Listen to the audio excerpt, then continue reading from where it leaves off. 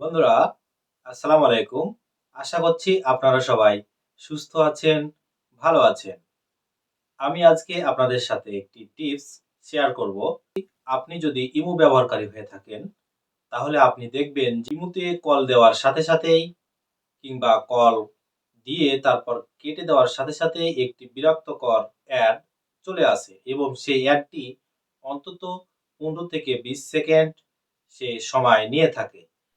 কিভাবে ইমোতে অ্যাডস আসা বন্ধ করবেন সেই টিপসটি আমি আজকে আপনাদের সাথে শেয়ার করব।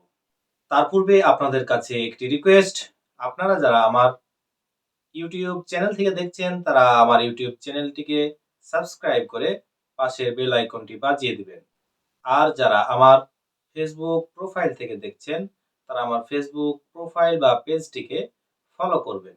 চলুন তাহলে আমরা ভিডিওটি শুরু করি। ইমোতে অ্যাড আসা বন্ধ করার জন্য আমাকে ইমো লাইট অ্যাপস ডাউনলোড করে নিতে হবে। এজন্য আমরা প্লে স্টোরে চলে যাব। প্লে স্টোরে গিয়ে আমরা সার্চ বারে লিখব ইমো লাইট। আমরা প্লে স্টোরে গিয়ে ইমো লাইট অথবা ইমো লিখলেই আমরা এখানে imo light imo light apps দেখতে পাবো। এই ইমো লাইট অ্যাপস ক্লিক করব।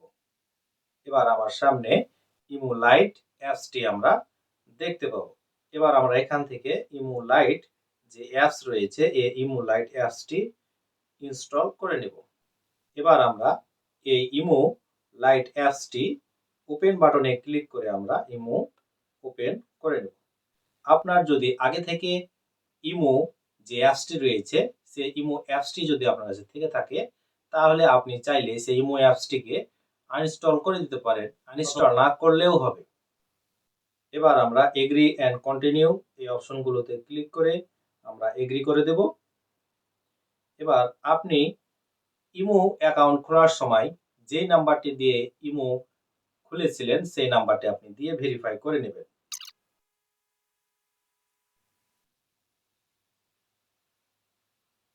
এবার আমরা সবগুলোকে অ্যালাউ করে দিলাম।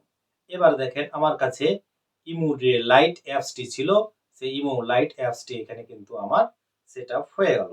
আমরা যদি ইমো থেকে আমরা কাউকে কল দেই তাহলে কল দিলেও আমরা কল দিয়েছি, এবারে আমি কলটি কেটে দিলাম। দেখেন আমার কাছে এখানে কোনো অ্যাডস আসলো না।